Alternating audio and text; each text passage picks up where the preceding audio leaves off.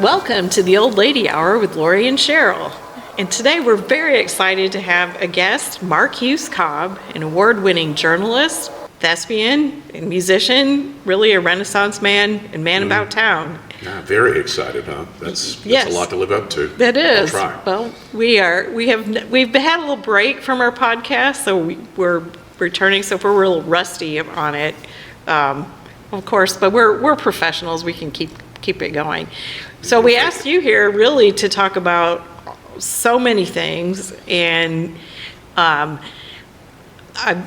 got the years with the Tuscaloosa News and reporting on the arts, your work with the theater and local theater and the Rude Mechanicals, and all of the and then all the musical projects.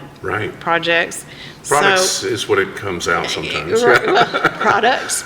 Sometimes it's a project, sometimes it's more of a product. And so I felt like we've got past, present, future of all those things, but I thought let's start with the present and just tell us what you're working on right now. Well, in about a week and a half, I think I'll have to give you the exact dates, but the Prentice Concert Chorale. That's the one formed by Fred Prentice at the UA back in, I think, 1970. Mm-hmm. Same guy who also co-founded Hilaritas, is run by Leslie Poss. They mostly do classical music, oratorio, art music, but every so often they do pops concerts, and then I'm hired to be a ringer. I come in as a guitar player and guy who sings rock and roll songs. So I'm doing that with them on April 7th, 9th, and 12th. Okay, we'll put it on our channel, right? Yeah, I'll make sure those are right. But right. I think it's Tuesday, Thursday, and Sunday shows at Grace Church, and they're music of the 60s. So it's going to be some rock and roll, some one-hit wonders, some bits of Broadway like Hair. I know we're doing Hair and something else from Hair, and I think we're doing something from earlier. And so I play guitar and I sing some of the rock songs, and I'm going to be playing, I think I suggested the Spy theme, which I kind of medleyed many years ago, which has James Bond and, Secret Agent Man and all that. And there's band with horns. That's going to be fun. I'm also working on Macbeth for June. I'm directing with the Rude Mechanicals, the group I co-founded back in 2003, and we are currently found on most Sunday afternoons now at Kentuck, Queen City, with our swords out in the yard where the swimming pool used to be. Okay. Yeah, we get some interested looks as people drive by. I bet you do. Yeah. We're standing there hitting each other or trying not to. You haven't had the police called yet. Not yet, because I think they know we're there. But good. No, there are guests coming around to look at the exhibits, and there we are outside going, okay, don't kill one another. That's great. Yeah, they're real swords, so it's kind of fun. So, it's also very dangerous. And so the Rude Mechanicals will be this summer, and then is it? Last 2 weekends in June, but we can do that. And usually, are you still on the riverfront? We have been for many years, but the university's new theater and dance department, the Smith Family Center for the Performing Arts, is going up, and the performance spaces at UA are in flux. Okay. So we've usually been in the Allen Bales, right, and or on the riverfront, in good weather. Yes. But we moved because the uncertainty of those things, and we still have a good relationship with them. But we are working in Kentuck, Queen City, which has that great big swimming pool area. Okay. And inside last year we performed As You Like It and A Christmas Carol. It's tight. You can only fit about 65 chairs, but we had to turn people away, so that's a good sign. Okay, that's good. We're hoping for outdoors this summer, but you never know. It's Alabama, and Lord knows, Yeah, thunderstorms in the evening, so. And then it was 85 yesterday, or 2 days ago. And of course, you're reporting on the arts and everything else at the Tuscaloosa News. And do you have any kind of interesting interviews or insights for the current? I'm saying just there's, because there's a lot going on here. There's always stuff going on, and I'm sure and probably most people listening do, the newspaper business is not what it once was.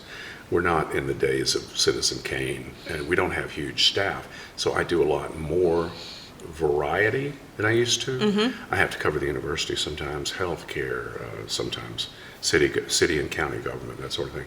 Things I don't really have a lot of expertise in. But I'm learning. But lately, let's see, this week we're going to be covering the topping out ceremony at the Saban Center. That's Monday. Jack Warner film documentary is premiering this weekend. I'm going to that. And that, of course, is mainly about his art collection more than him. Mm-hmm. Although, actually, I don't know. I haven't seen it. It may be more about him. And what else am I doing this week? Gosh, it seems like I've got a lot of things. I've got rehearsals. Oh, I've got a class to speak to. There's just a variety of things. That's why I have my electronic brain to tell me where to be. But it feels like I'm missing. They named a new director for the Ignite, which used to be Children's Hands-On Museum, and Martin is just delightful. He's a real nerd and just a lovely, talkative person. So I got an interview with him, and he and his wife and their kid, or one of their kids, are settling in. There's just a lot going on, and the city is always doing something. So yeah, it is. It is. So I mean, we've got decaf coming up, and mm-hmm. And this weekend. Oh, it's the No Kings rally. Yeah, that's on Saturday. It's on Saturday evening. Feels like I've got a conflict, but I know we'll cover it. I just don't know. There's a lot. There's always a lot. There's always a lot going on, and I think this is a busy time of year. It is. The Convention and Visitors Bureau said I think April is second biggest month for us money-wise. Probably because there's October. I don't know if there's still parents' weekends going on, but there usually are. Yeah. The 8A game, if they still are doing it. There still is an 8A game, but they're changing the emphasis on it. That's all I know. Right. It's not going to be quite the big to-do it was. But yeah, the parents things, and then there's things like some of the local restaurant bars find this a good time to have miniature festivals. Sure. And there's a Dachshund festival, I think, or something. Well, like we have First Friday here, which every first Friday of the month. Every first Friday. Our exhibit was changed. We were going to have Liz Lane's new work. She's a little overbooked. She's related to you, isn't she? She is related. She is my daughter. She has a lot of shows all at once, mm-hmm. and she's run out of some inventory, which is always a good thing when you're an artist. Good thing. Yeah. And we are having some of her paper pieces, which she's working on. And I'll just say it now. She has a whole theme of she's drawing figures with bananas. And it's called. Wait, she's drawing with bananas or drawing? No. Okay. The bananas are in the bananas are in the picture in the painting, and as a subject. The series is called "This Shit Is Bananas," which we're all kind of feeling right now. So mm-hmm. I can relate. Yeah. But the show. She's still in Birmingham, right? She's has still a gallery there. She's still there. Mm-hmm. She's really just working out of a private studio at this point, and she's moving to downtown. Her studio's in downtown Birmingham, and so I'm the family's retail gallery right now. But anyway, but our show is going to be and I don't know if this will be out before First Friday. Yes. I'm looking at Sheryl yet. Our show is going to be works on paper because I have a lot of that. Sheryl actually has some cyanotypes. We've got some of the photos of Jeremy Butler, which are always fun, and a few other artists are contributing. So it's our Works on Paper show, and as I'm advertising it, it's sponsored in part by a grant by the Dunder Mifflin Foundation. Mm-hmm. So we're going with that. Yeah. Did you get permission? No. I'm not going to ask. I think at some point the things become so popular they should be out of copyright. That's just sampling. I think so. That's good. Permissible. Yeah, well, it's the foundation. Parody and satire. It's the foundation. It's not the actual company, which I guess went out of business a long time ago. I don't know. There's apparently a new spinoff of that's about a newspaper. Oh, I think, I haven't seen the show yet, but I'm looking forward to seeing it. At least it's another paper product. It is another paper. I think that was the idea, that it was sort of another dying industry. Sorry, I'll say that as well. Which brings us to, talking about, you have years and years of reporting on arts and entertainment in Tuscaloosa, so I don't even know, where to start, but I'm I wanted a job. That's what I did. I was in college, and I was one of those. And you were here at the university. Kids. Yeah, I was. I got offers. I was a gifted child, but I didn't take up. For example, I just couldn't at 17 see going to West Point. Okay. I was offered West Point, and my dad kept trying to explain to me, 'Cause that this would- is really valuable. It was free. Yeah, it's all taken care of. was- And my but then- brothers, as smart as they were, none of them got the kind of Okay. offers I did. So, Okay. so I we're- got a lot of conflict there, and I had, but eventually I just decided what's going to be interesting and be changeable. Okay. So, And there you go. so, Writing about the arts. so did you grow up in Alabama? Yeah, well, I was born in Dothan, but we moved here when I was 13. Okay. So you were in Tuscaloosa. Most of my life, yeah. Okay. I did live in Florida for a couple of years right out of college, so just a first job. And Sure. then came right back because various reasons. But yeah, I thought at some point when I was doing a boring job, I think I was driving a truck or something, making knives, I was a bouncer in a bar, I did all kind of things, I sang in rock and roll bands. But I think one day I decided, oh, I could enjoy this. Yeah. And I guess I was right, I'm still doing it all Yeah. these No, decades later. that's great. Well, it can be. It The can be. highlights reel is fun. Yeah. So Excuse me. you tell us a highlight. Well, I mean, when somebody asks me to speak about people I've met, that's usually easy to start with. Mm-hmm. I had dinner with Kurt Vonnegut. I interviewed Margaret Atwood on stage in the Bama in front of 1,000 people or whatever it was, 900. I met River Phoenix, the sadly Sadly, departed. no longer with us. Yes. Yeah, we hung out down at the record store before his band played on the Strip. Those are some of them. Sidney Poitier, that was one of the ones that my dad was thrilled by because it was finally somebody he knew that I was interviewing, because I was interviewing rock stars and, well, rock and rollers and other people and local artists more. And he said, Sidney Poitier, that's real. That's actually. Yeah, that's tall cotton.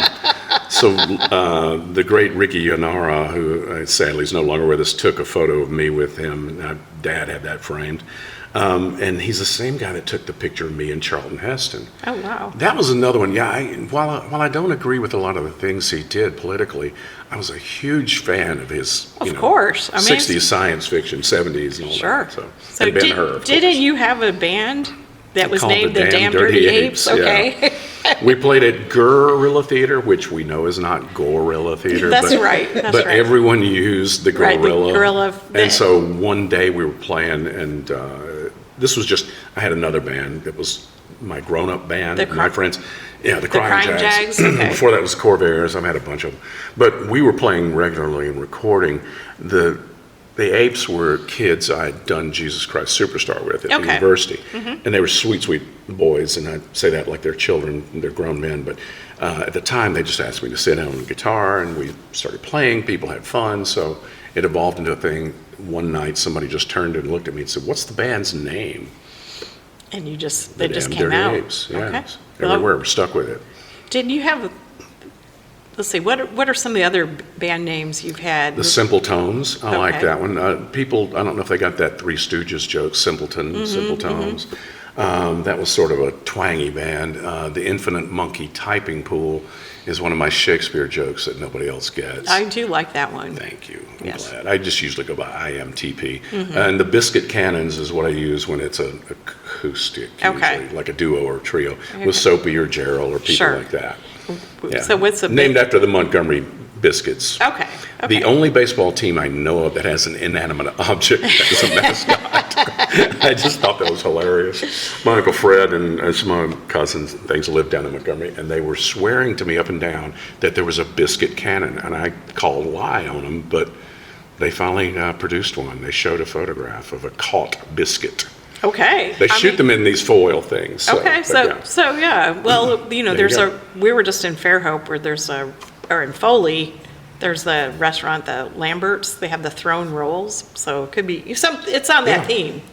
Yeah, I lived down there. That was the summertide I was telling you about earlier. Yeah. I lived down in Gulf Shores for 5 weeks. Yeah, we went to Lambert's quite a bit. Yeah, so it's the thrown rolls. So we have a food Food theme. food throwing theme. Yeah, going on. it's Alabama. I guess we do that. We should probably find that'd be a good gimmick for a barbecue place. Oh, yeah. You bring your own net or something, or a catcher's mitt or something. Throwing barbecue would be a little Messy. messy. Yeah, it would be, but imagine the Yeah. press you'd get. I'd write about it. I'd be fun.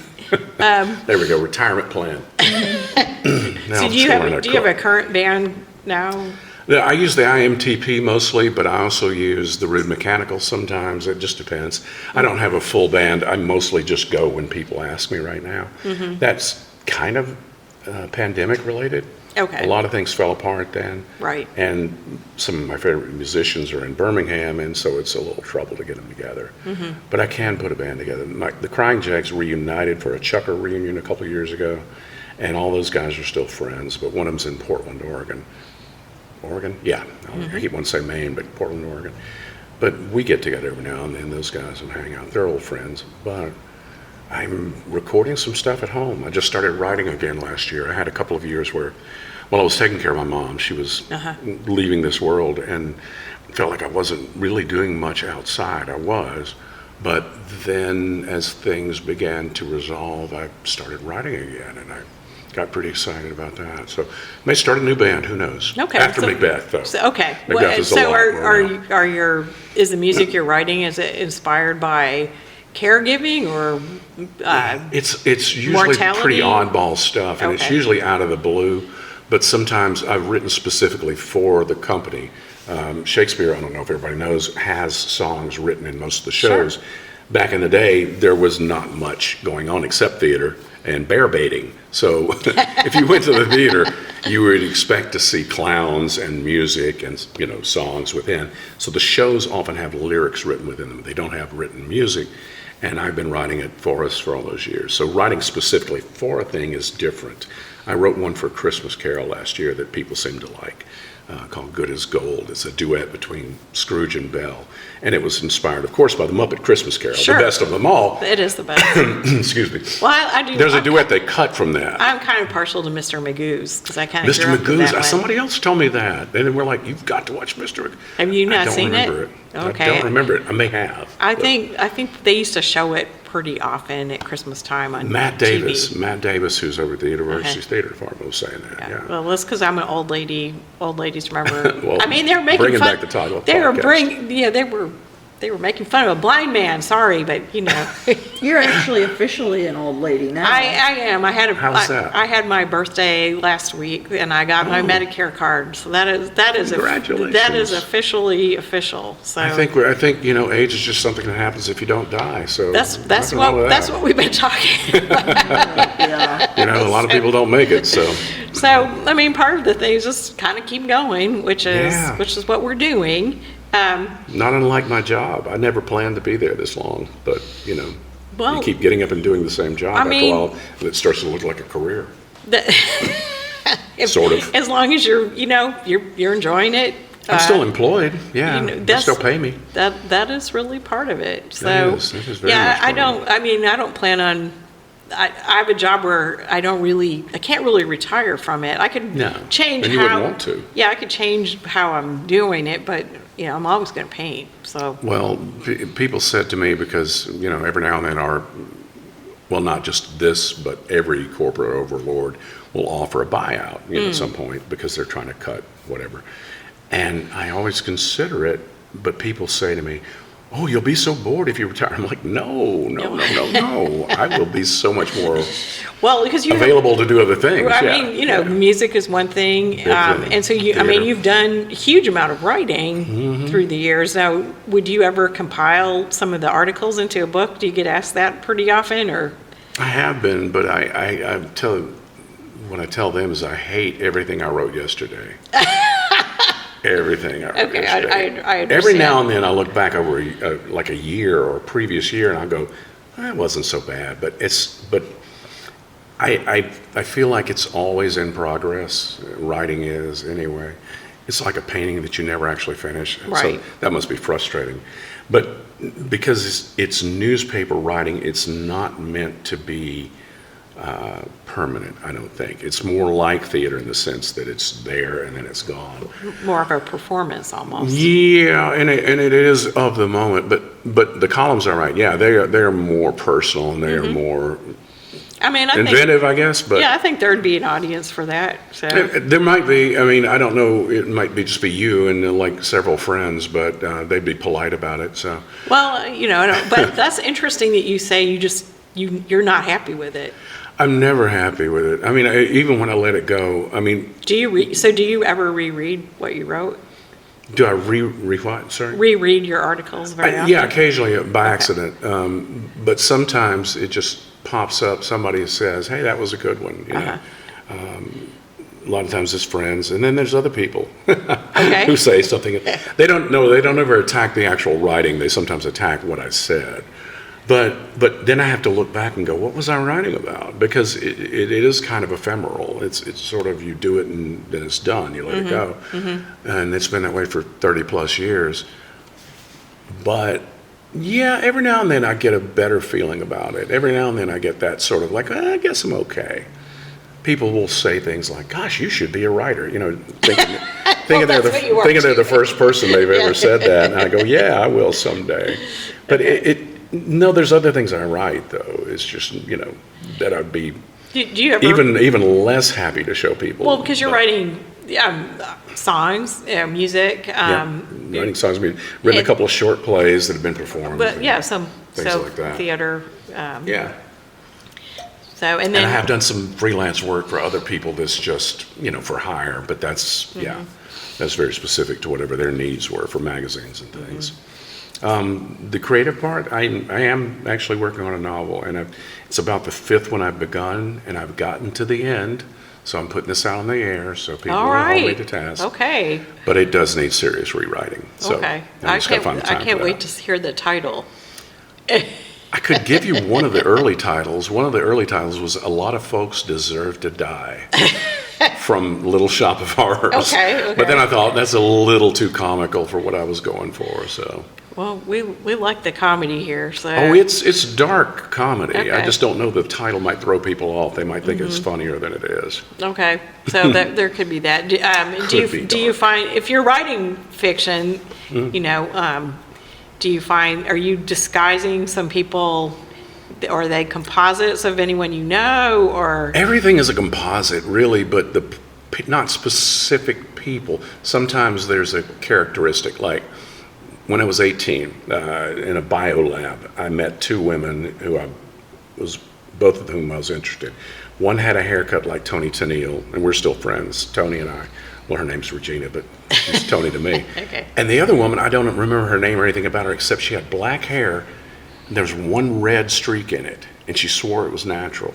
I used that at one point, and I have no idea who that woman is or why I remember that. But I like the idea of a woman with a red streak in her otherwise black hair. Now, not so unusual, of course, because people color their hair. Sure. But this was, she swore that's the way it grew, out of her forehead, or not forehead, out of her side of her head. Out of her forehead would be pretty different, too. You would notice that. You would definitely notice it growing out of her forehead, like that third arm she had.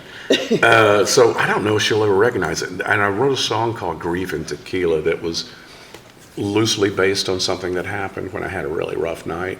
And it turned more comical, of course, but I did use a woman's name in there. She probably doesn't know. She doesn't live here. So it's things like that that kind of worry me. Once these things, if I ever should sell anything, people are going to go, hey. Now, you have to put that disclaimer in there. Right. But I think there's a city that's a composite of Tuscaloosa and Dothan and Portland, you know, and various places I've visited. So, yeah, everything's a composite, but it filters all through your own weird noggin. So it's a composite of me, basically. Yeah, and a lot of creative work is that way. Sure, So. I think so. I think everybody channels themselves. Sure. And everything they've ever seen and done and heard and It comes out absorbed. And that's what makes it interesting, because it's Sure. going to be different through a different person.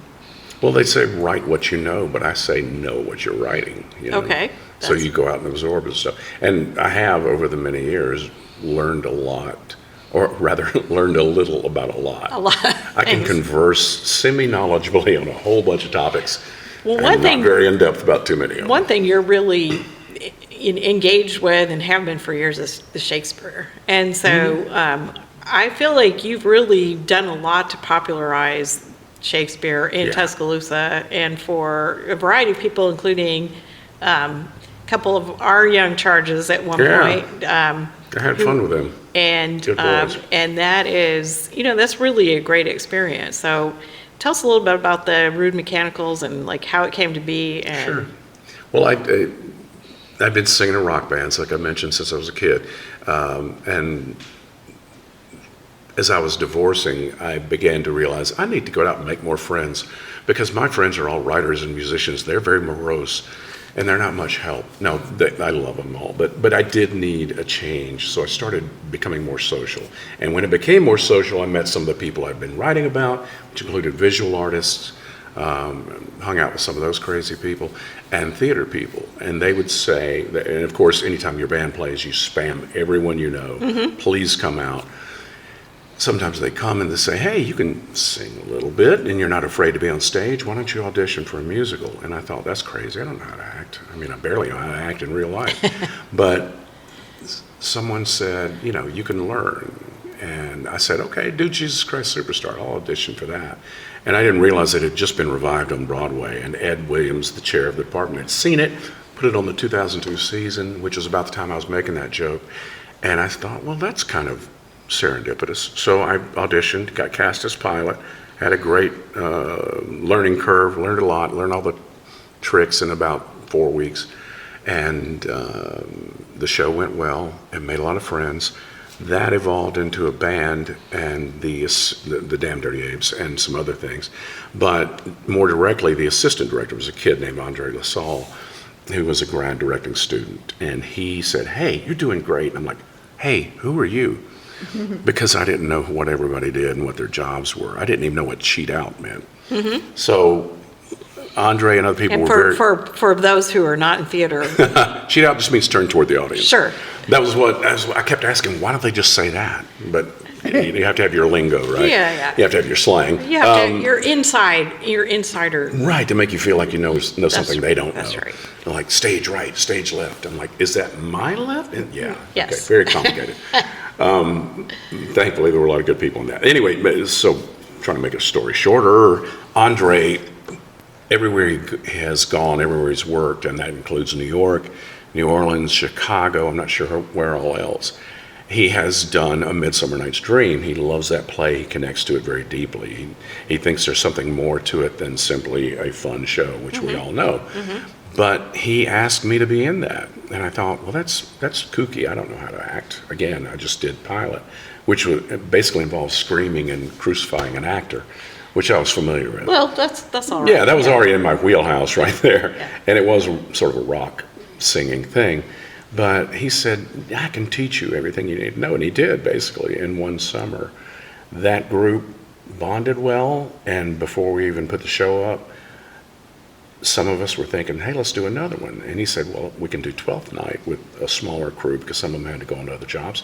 And I said, well, why don't we name it? Why don't we make this a company? And I suggested Rude Mechanicals, because that's the group characters from Midsummer. And if I thought about it, I would have called it the Druid Mechanicals. That would have been much better. Well, I know, that's but we already had our really name clever. out there. Yeah. Yeah, it's Maybe hard. one day I'll copyright it that way. Yeah. But yeah, it just took off because we had fun. And it was literally like the old, I can't remember, was it Mickey Rooney, Judy Garland, who used to, they'd Hey, like, kids, let's hey put kids, on a let's put on a show. It was basically that, except we put on, hey kids, let's put on some Shakespeare. And we drew crowds, which was kind of surprising. We thought it was just going to be for us and our friends. But people like it because we have certain tenets. We try to keep it fast, and You cut the original play down. well, everyone cuts Shakespeare. That's you something that's kind of have to. Yeah, I mean, uncut Hamlet runs about 4 hours. Uncut Twelfth Night runs about 2.5 hours. You kind of have to cut them because there are a lot of archaic jokes, and there were things that were at the time current references and that sort of thing. You cut that. You also can trim places where, again, because there was nothing else going on, people would go to the theater and stay all day. Sure. They had drunk people down front, the groundlings, and sometimes he would repeat plot points because he knew people had gone off somewhere mentally or otherwise, Yeah. Or went to the stalls to use the restroom. I don't think they had actual restrooms, but so there are ways you can tighten and cut them. And sometimes characters were just invented to give somebody in the company a job. Okay. Or a sponsor, I mean, you can imagine how that goes. Somebody puts a lot of money into your play, you're like, sure, I'll write you in. You can Here's a little cameo. Yeah, here's a little role for you. And that still happens, of course. Sure. But those characters can often be true. So yeah, we keep them, my aesthetic is 90 minutes. Okay. I figured that's enough. For Yeah. any show, including Romeo and Juliet. I got down to 95. That was tough.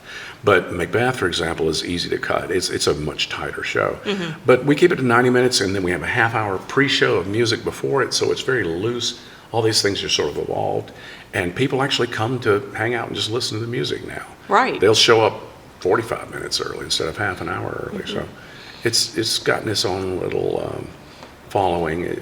We're never going to have the huge sort of audiences you do for a modern contemporary musical, but the people who do come do love it.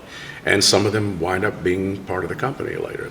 They'll keep coming and they're real shy. And then eventually after 3 or 4 years or something, I'll keep seeing them come up to me like, and then finally they go, hey, So could I? Yeah, and you run auditions. I do it different ways. I also go basically on what I know already. I mean, Okay. I have core company people, so I start casting that way, but I do have auditions. And I also, if somebody just comes up to me and says, hey, I want to try, I'll give them a shot. And you can usually find some skill that some person has if they're eager, whether it's painting sets or helping run lights or wrangling children. Sure. A lot of our casts have kids now, and we've used them in some recent shows, and child wranglers are very valuable. They're important. But I've got 2 or 3 new people this year who I'm teaching sword fighting right now because I figured that would be the fun part, and then I'll get them into the hard work later. Learning language and character and meaning and all that. But yeah, they're fun. They're supposed to be fun, and we keep them that way. The only tragedies we've ever done, the only intentional tragedies we've ever done, are Macbeth, Romeo and Juliet, and Julius Caesar. The rest are the comedies and/or the romances. The romances are the ones that are kind of weird, don't really have a comedic tone, but they wind up with most of the good people alive. Right. And maybe a few bad people dead. Right. That's what they call a romance. It's sort of a mix. There's a lot of identity switching in those, and Yeah. There's even the worst of his plays are better than a lot of contemporary bad plays, honestly. Sure. And if you adapt them properly and if you keep the spirit of them, the great thing is he's out of copyright. Nobody to sue me if I decide to. there you go. Right, and that's why you see so many weird adaptations. We don't do weird so much because we don't have a budget for it, but I will take liberties with the show. Like I'm taking a pretty big one with Macbeth this summer that I'm not going to explain because I want people to just come see it. But Okay. Yeah, it's just a twist that I think works really well. And it's really fun. It's just they're non-ticketed. No tickets. We've done some benefit performances. We Okay. did for those, but those were specific to the Soup Kitchen, West Alabama AIDS Outreach, and some other groups that have asked us to do benefit Okay. shows. We've done that. But other than that, no, we don't charge. We do pass a hat Okay. or leave a hat or something right, like that. yeah. We've always managed to stay in the black that way. So Okay. never any concerns about money. That's- Well, that's not true. Well, but we I have mean, everything we need. right. But it's a great thing for the community, and if you're around in the summer, I like to think so. it's really fun. Well, you know what? It's funny when we started. The first year was 2003. There wasn't anything happening in the summer. We were the only thing, other than some of the bigger theater companies, have Sure. one summer show. But there wasn't anything like what we're doing, outdoors, park kind of thing. But now it seems like there's a lot more. And of course, the amphitheater has something to do with that. But Right. Druid City Arts Festival. Well, evolved I after mean, in Tuscaloosa was a sleepier city. It Yeah, is. It hard is. to believe. It, this century was 23 years, began 25 years that's right. ago. Yeah. Yeah. Well, we moved here in 40 years ago now, in 1986. Was it 96 then? I'm guessing. I'm 86. Oh, is it? God, I can't do numbers. Yeah, 86. No, I have a godchild. I usually go by her age. Right. I know how old I she is. have a son-in-law who was born in 86, so I can't believe, sorry, I won't say it, but he's gonna be 40. I'm like, that's. Oh, no. I know, so it's. He's a good guy. I met him. Yeah, so it's all, we're all just, as I said, we're part of the Old Lady Hour, but that is, Other cultures value age more. We Right. need to be more like the other cultures. absolutely, so we can do that. I mean, I think I was one of those people. I was like Roger Daltrey. Hope I die before I get old, but I'm glad I didn't. Right, Yeah. right, that's, and we keep, so back to like the Shakespeare, I'm just kind of fascinated by when you're performing the plays, like how much of the language stays in your head. All of it. All of it. That's not literally true, but I can bring it back pretty fast. But do you find yourself like thinking in iambic pentameter or? It's not all in iambic. Well, it is mostly. It's in what we call free verse, which actually his buddy Marlowe really sort of perfected.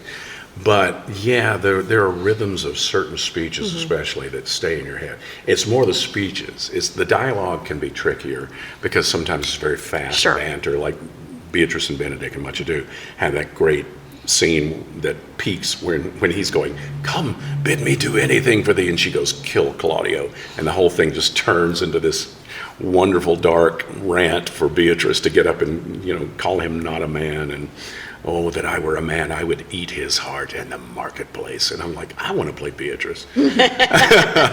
But yeah, the speeches, we recently did, because about every 10 years we rotate, because there were again, without the tragedies, there's roughly 20 plays that we can regularly do. So you keep them going, and sometimes you have two. But we did, on the anniversary of the first year, we did Midsummer and Twelfth Night again. And then again, a few years ago, we did Midsummer, and I played Oberon again, same person I played the first time. And I didn't really have to. I just looked at it and it came all right back. That's right. Orsino, which I played Twelfth Night the first year, I can do Orsino right now. I could do the whole show. But what we did last year, I'm not so sure about. It's a different kind. Steve Birch was my former partner. He was a theater professor. He said that toward the end he was having trouble remembering words, and he'd been a professional actor in New York, and he was a brilliant, erudite person. So I'm hoping I haven't gotten to that place yet. Well, probably. But it's tough. Yeah, it's a lot to keep in. And as I said, even when we're sitting around, we have our old lady friends lunch group, and we'll be like, "Why am I not invited?" I'm not lady. You can. You're welcome to come. Definitely old. You're welcome to come, because we'll be saying, "Do you remember that guy that was in that thing?" I'm good at. I'm pretty good at that. I'm a pretty good trivia guy. But and we were just like, we can't. I think we were With trying. that woman, I can't remember what show she was in. but I know her face. At one point, I was like, he's got the eyebrows. I was thinking of Jack Nicholson. Eyebrows would be a good clue for that.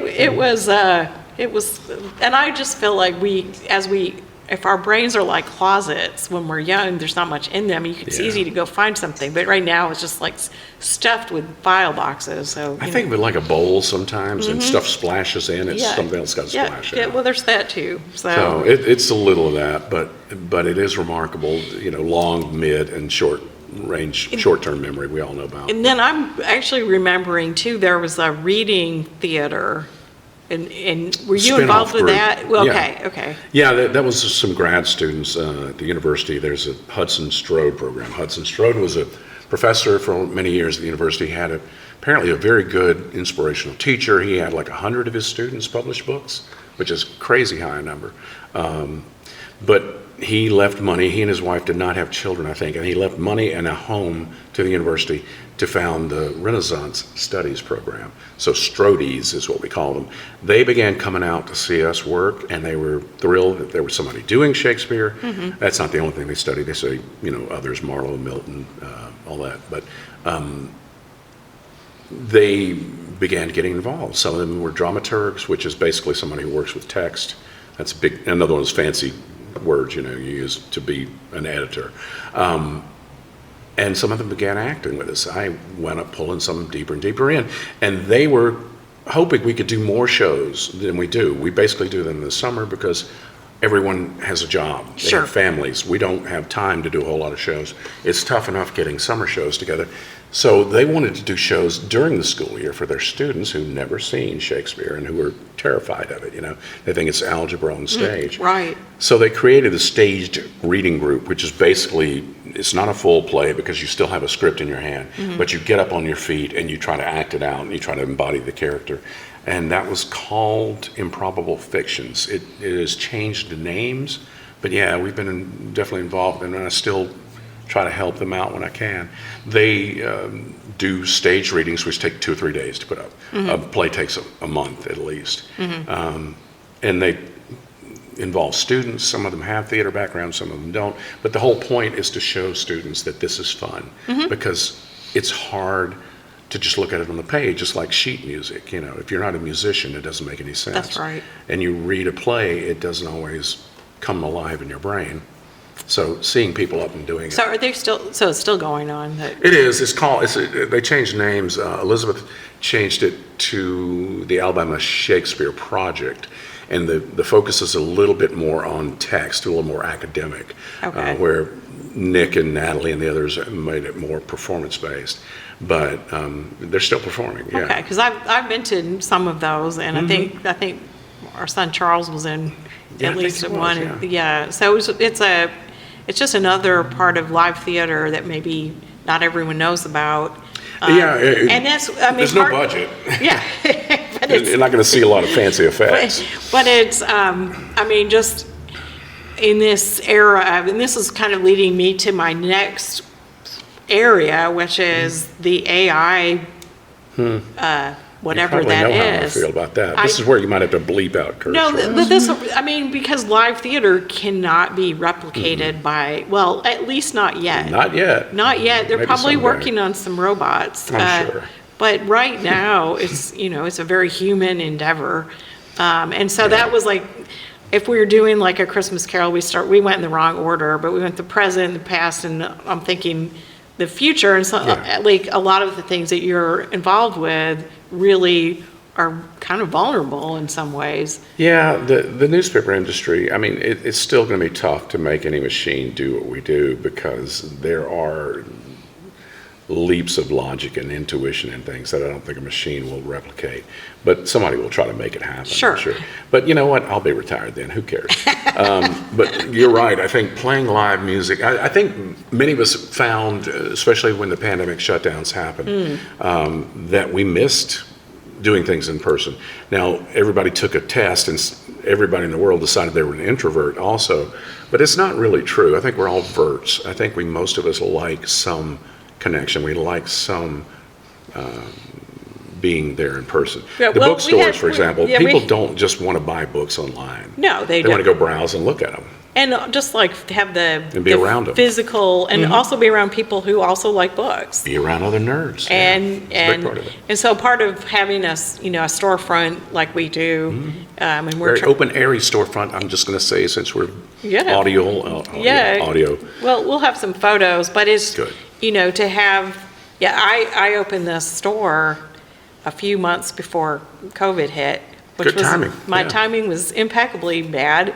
And I just continue to use it as a studio, but partly for me, I'm in a profession that requires me to be by myself a lot, but Yeah, I am an writing is extrovert, like that. so that is a problem. So I've kind of tried to figure out a way. Pageant Queen, as I recall. Where I did send that to you. And the problem with writers, they have long memories. Yeah, yes. What year was that? I don't- No, you don't have to tell the year. No, What pageant was it? I can though? tell you. Well, it was to get money for college. And I was entering I'm a not lot. knocking it. It's a great thing. I'm going to say I was entering a lot of contests, and one of them for college money. Yeah. Yeah, and this is in upstate New York, so it's not like the pageants here. Like the competition was a lot different. I'm going to say, that's the only reason. But they had a lot of money involved. Yeah. So A lot of people do it for money. So That's I good. entered these New York's. It was a junior miss. It was the Finger Lakes Junior Miss. So That's it. I knew it was something cool. So I actually won. Finger Lakes. And I got all this scholarship money, went to the state pageant where I did not win, but I think I was like 4th runner-up, which was better than I expected because I did not know what I was doing. Well, that's still good money, though. Right. A lot of people do it for that reason. So, My Lady Macbeth this summer is a former pageant person. well, that was the only one I did, and I think but they stopped having the Finger Lakes Junior Miss pageant or whatever. Well, because So they couldn't top you. I feel like I still am the reigning. Yes, of course. Right. 1979.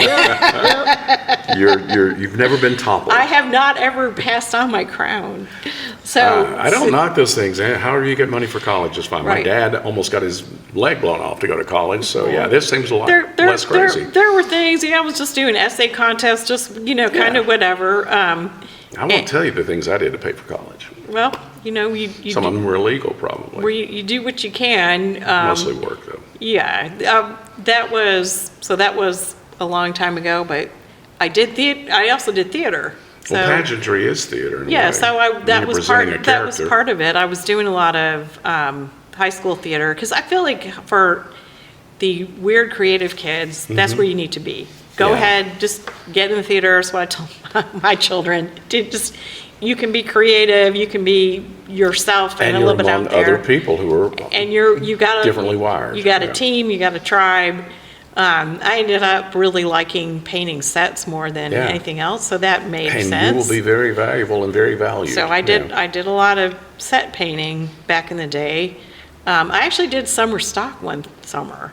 Was it a historical thing It, or a musical? no, well, not Sometimes they're historical musicals. I which is cannot. weird, No one wants to hear me sing or dance. So you either but how way. do we hear you dance? I want to Or- hear that. But That's got to be tapped, right? But we did because we were in Geneva, New York, had a program where they brought people from the Manhattan or whatever, Mm-hmm. New York. And so what did we do? We did one. I think it was like a Noel Coward play, and they did something else. But I mean, I was So you're in repertory. yeah, I was right out of high school, and I thought, this is what I want to do. I want to Yeah. be an actress. And then I'm like, no, this is not what I wanted to do. It's a hard living. I watch some of the kids, because I see them come through here. And the university's had a lot of successes. Sonequa Martin Green was captain of the Starship Discovery. She was the first black woman to lead a Star Trek show. Michael LaWoye was the third guy to play Hamilton on Broadway and on tour. I'm missing a bunch of names. Nick Rashad Burroughs went straight out of here. Michael Walker, who's the new head of Theater Tuscaloosa, he left school and went on a national tour. I mean, some of these kids get out there and get great jobs, and they'll make $100,000 basically on a tour, and then they won't get cast again for years, or they might. And like Stephen Williams, he was the lead in a Spike Lee movie. He was on Broadway with Tom Hanks, and he's making his own work. He still gets cast, of course. He's wonderful, but it's a fight.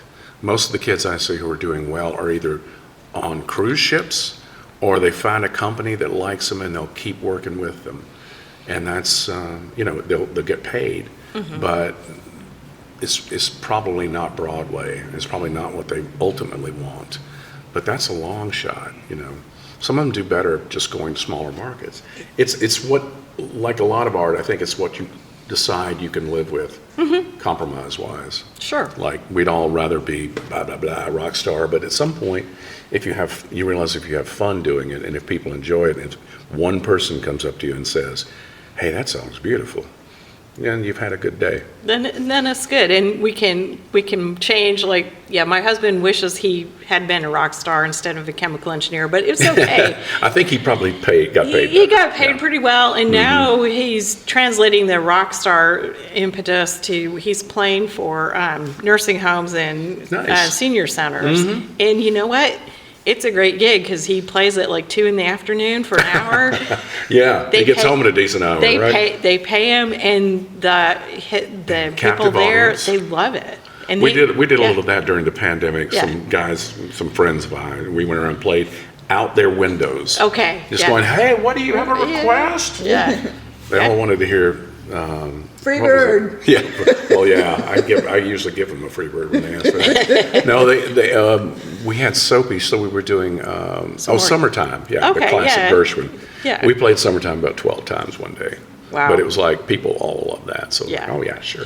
We'll Yeah, do it again. so there, It's a there's different gig. and like even as I said, for doing art, art in Tuscaloosa is challenging. It's challenging to keep going. Yeah. But- I mean, we don't have the culture that some communities do. There's opportunities because it's a smaller place. Mm-hmm. So there's not a lot of competition, but Do you feel like the city has, because I know the city has talked a lot about public art, and they know the idea that art contributes to quality of life. Do you see that changing? I'm interviewing you now. But, Right. No, it's I good mean, because that's what your job has been. it's kind of reflexive, yeah. So, I mean, the city's gist is like, we need to make the city livable so people will want to stay here. Right. Quality of life, et and cetera, et cetera. And I think part of that. they do that with the nonprofit arts. I think that I run a commercial gallery, so I'm in a weird place of Yep. not having, it's something that, it's a category that's very tiny right now in Tuscaloosa because it's hard to keep going. And even in some of the bigger cities, a lot of galleries that I've been in have closed. So we're also affected by the change of how people purchase things. Every artist can run their own website, so why would you have a Sure. gallery? You can just do online, Yeah, which we at do. some We point. do it all. We have a website. We have our social media. We ship. But we also have an in-person place. And so right now, it's just really me and Jim Harrison. Yeah. And Jim runs his gallery, right? And I'm probably the only one that's open regularly during the week in this whole city. I wonder too That is how not that's a commercial space. I Yeah. wonder too how much people look at it and go, "Oh my God, it costs so much," and they don't Right. think, of course, about Yeah. the hours you put in, the years you put in learning to do that, and all Yeah. that sort of thing. It's kind of similar when you're playing music. Well, at a certain level, you don't set your own rates, but Right. when people are like, "Why are we paying you so much?" I was like, "You're paying for the last 20 years." Right. And it took me to get and here. even then, it was like, well, how much did you get 20 years ago? You got $100. How much do you get now? 100 bucks. Yeah, it's not much different, really. Yeah, I've kind of gotten over the idea of making money playing music, but it doesn't matter to me, honestly, at this point. It's kind of like what your husband's doing. Yeah. I just play for people who enjoy it. Yeah. So. And to keep going. And, And because it's fun. it is Yeah. fun, and that's part of what we all do. There's some joy involved, and when I'm talking about the challenges of being replaced by AI and so on, It's they not, can't it's not intelligent. It's just artificial. They can't replicate the emotions, the passion, the joy, the the looping this back around, infinite monkey typing pool is a joke about it's a thought Yes. game about how long infinity is. The idea that if you had an infinite number of monkeys typing in, an infinite number of typing, typewriters, for an infinite amount of time, they type the works of William Shakespeare. It's not true, of course. It's not logically true, but they're trying to just illustrate the concept of infinity. And I don't think people quite get that. They think that mathematically, yes, if you program a computer, it will eventually, no, it won't. I mean, it doesn't matter. The odds are irrationally high that they'll even type a single word that way. There are programs running that have been for years that have not yet produced a single word, much less a sentence, much less a play. And they're saying, but you don't understand infinity. Yeah, I do. I understand the concept. I'm just saying it's never going to happen. And ultimately, we are kind of the damn dirty apes, so we need to be around other. I think people. of AI, quote, I'm putting quotes on it in case you can't hear it, as like virtual reality. We don't live in virtual reality. We're never going to, unless somebody invents a way to jack directly into the brain to recreate all the sensations of a human body. It'll never happen. But people have been talking about virtual reality for decades, like, oh my God, we're all going to be living there. No, we're not. I interviewed some computer people about this many years ago, visually and audially, and there I go again trying to say audio, but you can trick your sight, you can trick your hearing, but you cannot trick your other senses, not as well. Sense of smell, taste, proprioception, your sense of your space, your place in space. All those things can't be tricked. But it's similar to AI in that sense that people are pushing it so hard because somebody's making money off of it. And it's just dangerous. They're taking terrifying amounts of energy to do it. They're destroying small communities by placing these centers there. People just spend 5 minutes looking into it. They would never do it again. And it's ultimately it's anti-democratic because And it hurts artists. yeah, and it hurts artists, which That's the main reason. yeah, well, But it is. It's this idea that I don't want to pay an artist. I want to pay a writer. I want to talk to a human. Well, maybe the problem's you. Right. You know? Maybe you just need to get involved in the actual life of life. and part of what art can do is surprise people. So Exactly. it's going to be something that's very personal and very maybe unusual. So you can't learn. AI only can copy. They can't Yeah. make something new. They could take all the input and they could conglomerate and spit it back at you, and it still wouldn't be as fun. Because you see human invention when it's at work, you notice it. When it doesn't happen much on stage because we rehearse, but when something spontaneous does happen, when there's a change or a flaw or something and we go with it, people just die laughing. They love that part of it. Sure. It's, I had a sword tip break. It was a plastic sword, thankfully. But it just flew off at one point in this big moment, and I just kind of looked at it and went, I've not been well. And everybody just died laughing. And I was like, that wasn't even that funny. It was just that the moment was funny. Sure. Because they saw something that wasn't supposed And to they happen. shared it, Yeah, exactly. We just went back to what we were doing. It's the liveness of it that you can never recreate. And that's why I don't like people say, can I shoot a video of this? And I'm like, no. You have to be in the room where it happens. That's true of all art, I think. You have to really commit to it and be part of it.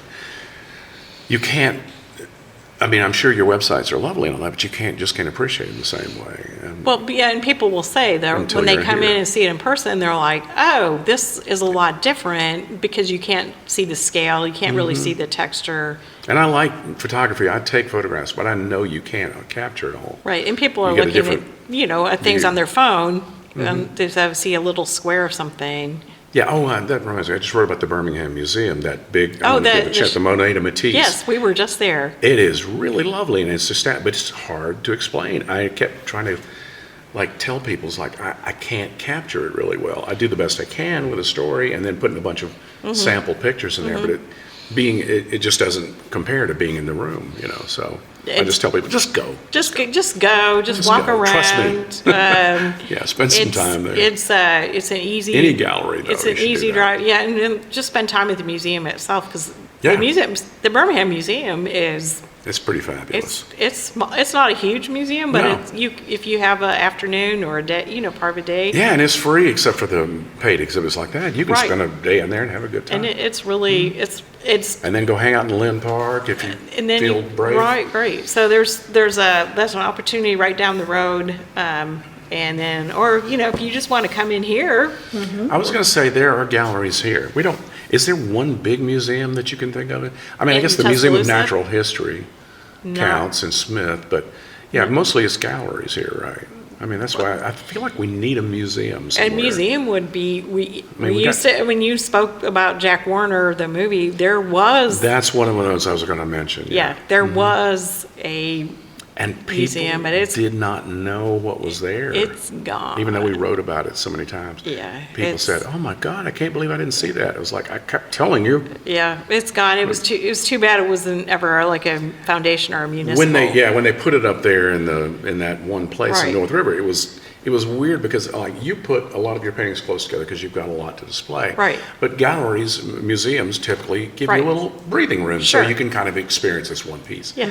Those things were jammed in. Yeah, they were. Elbow to elbow because they had so much. They had a lot. It was dazzling, really, and it was kind of, and about the sell-off, with the corporation. And all that. Did you write about that? You wrote I about did. that? Those stories got more hits than just about anything I've ever written because that seemed the very Warner collection was Shakespearean. known worldwide. Yeah. You're not kidding. I really do think, and I'm putting this out there in case there are any Warner family members who still want to talk. I feel like if I could get the inside story on that, and not to be mean, but there's a lot going on there, obviously. There was a lot going on. There's a wealth in art and families that don't always agree about things, and, it's King Lear, basically, but with art. Yeah. It's a big deal. But, yeah, those got hits around the world because people around the world know that collection better than people here in Tuscaloosa did. Yeah, I probably have seen it multiple times, but they moved things around and they had. They did. and they sometimes have things on display at the Birmingham Museum too, but. Yeah, they've had things they had some at the university Sure. club, and they Oh, yeah. had various Yeah. houses around town.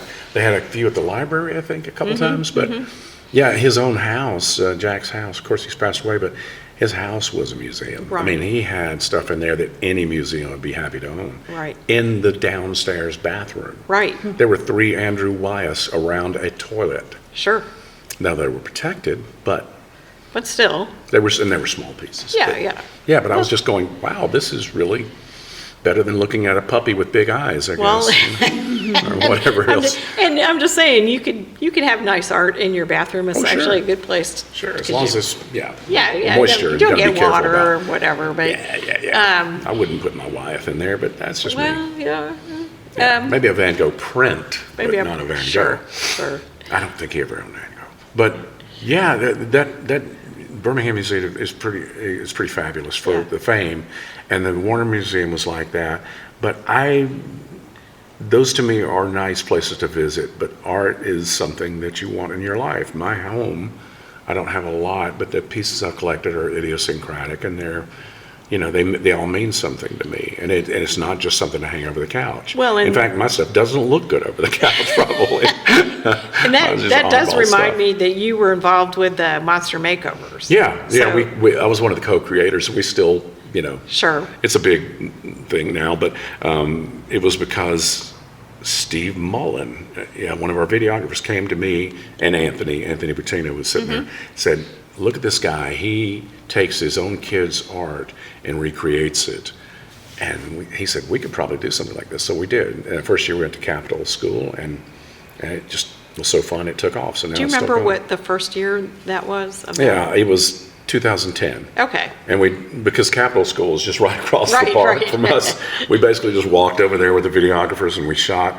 And we had that first exhibit at CHOM, the first closing exhibit at CHOM, and a Halloween party. And Tuscaloosa doesn't always celebrate its holidays well.